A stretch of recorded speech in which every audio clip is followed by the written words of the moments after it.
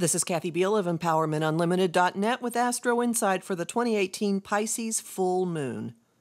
The full moon takes place on August 26, 2018 at 4:56 a.m. Pacific Daylight Time, 7:56 a.m. Eastern Daylight Time, 11:56 a.m. Greenwich Mean Time, 12:56 p.m. British Summer Time, 9:56 p.m.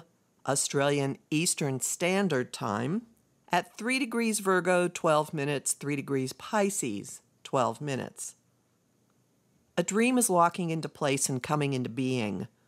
The Pisces full moon shows just how far along that process is and what needs to go in order to allow it to develop. It may also feel like the first real chance we've had in months to breathe, to contemplate, and to simply be. Pisces is sensitive, empathetic, escapist to illusionist, connected to and affected by, consciously or not, all that is. The energy all too easily overtakes and consumes. This Pisces moon, however, comes with safeguards against drowning. It's wired for being in the water, but not taken over by it. Think of this full moon as the aftermath of protracted storms. Storms that were exciting, destructive, challenging, and exhilarating. Storms that knocked us off one course and oriented us to another. Now we're standing on the beach, seeing what the tide has brought in. Some of the bounty we've been requesting, some is unexpected. Some would have appealed to us before, but doesn't now. Some is damaged or useless. Some we toss back, some we put in a garbage bag, some we leave untouched. A full moon is always a time of emotional culmination, of cresting and harvesting and culling. It delivers a status report on recent events, and particularly on how we feel about them. This report's scope likely goes back further than the norm, coming as it does near the end of a tumultuous summer with a pileup of retrogrades and 3 consecutive eclipses. The culmination streak this time is more than emotional. It's the wish come true, something that's been long building, finally taking recognizable shape in physical reality.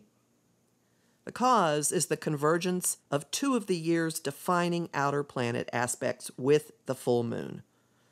One is the expansive transcendence of the Jupiter-Neptune trine, which has been bridging the deepest and highest parts of our being all year long.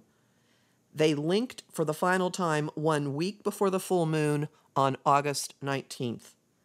Their magic-making influence is still in the air, though, not merely because they are slowly separating, but because they are the modern and traditional rulers of Pisces, the sign of this full moon.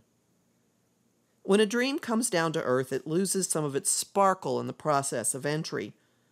On the plus side, the manifestation takes on contours and firmness and intactness, all of which can be experienced by the senses. Watch for signs of that now. Jupiter and Neptune's cosmic helpmeet in this process is the other of the year's defining outer planet aspects, which involves the full moon even more directly. Saturn and Uranus, the lords of order and disruption, are meeting in an exact trine the day before the full moon on August 25th. They have been traveling since mid-May in the harmonious flow of a trine, blasting outmoded structures and bringing form to innovation. Much of their teamwork has midwived developments that have been in the works for years, which could not have existed before the upheaval of 2012 through 2015. They were impulses burning mightily within you last year, and now circumstances are ripe for them to exist. This trine is not only coinciding with the Pisces full moon, but also links tightly to it. Saturn, Uranus, and the Virgo sun are forming a grand trine, think round-robin flow of energy in the element of Earth. The Pisces moon, halfway between Saturn and Uranus, expands the grand trine into a kite and serves as the string or grounding cord for the energetic flow. What delicious cosmic irony! Our emotions, our compassion and empathy, our connection to something greater than our egos are the point of grounding for all these earthly, practical, mundane energies. And we don't have to stew in them. This full moon provides the wherewithal for cleaning, changing, or banishing aspects of them. The lineup helps you see what you've been creating or what has been firming up while you've been reacting to the chaos and dramas and do-overs of the summer. Efficiency, sober living, and healthy, perhaps newly drawn, boundaries are factors. Raise your hand if you've been eating and exercising radically differently. So is assimilating the tilts in perspective and recently changed conditions. Wild cards are definitely in play, too. Even if you've been consciously working toward or asking for a particular practical development, it comes with a twist in timing, in direction, in form, in your attitude toward it. Consider the Uranian element a safety valve for Piscean waters, a mechanism to yank us free from situations and feelings that are detrimental to us, even as we hope against hope that they aren't. The machinations have a fated feel. The Pisces moon and Saturn in Capricorn are pointing right at the North Node in Leo in a configuration called a yod, or finger of God. The grounding power of emotions combines with the stability of incremental progress toward practical goals with a stroke of Uranian genius in a message we've heard earlier this summer, this way to the future.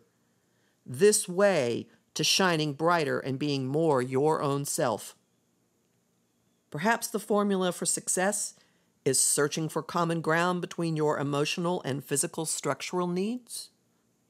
All of this comes with a fierce imperative to focus.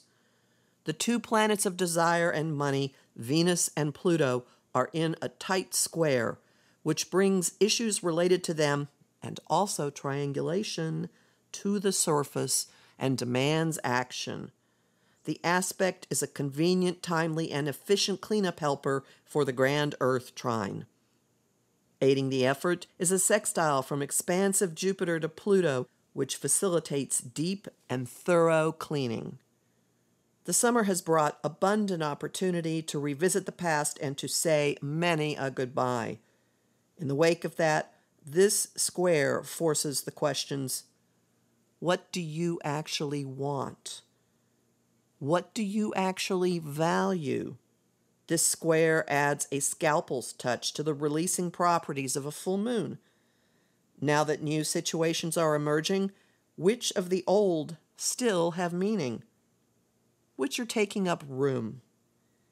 Venus and Pluto's demand encourages cutting away what you don't value or want to make space for what you do. Pay attention to how you feel and to whether what you feel belongs to you or to someone else. Strive to be in the water but not of it. And make space in your heart, ruthlessly, lovingly. You can actively work with the unusual combination of Saturn and Uranus with my guided visualization called Easing Transitions.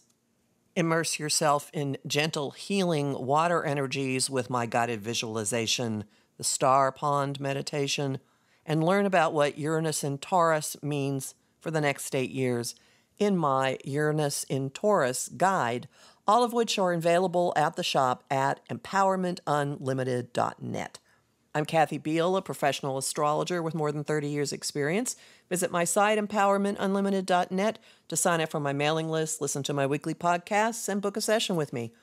You'll find me on Facebook at Empowerment Unlimited and the Facebook group, the Astro-Insight Lounge, and on YouTube at the Professional Aquarian channel.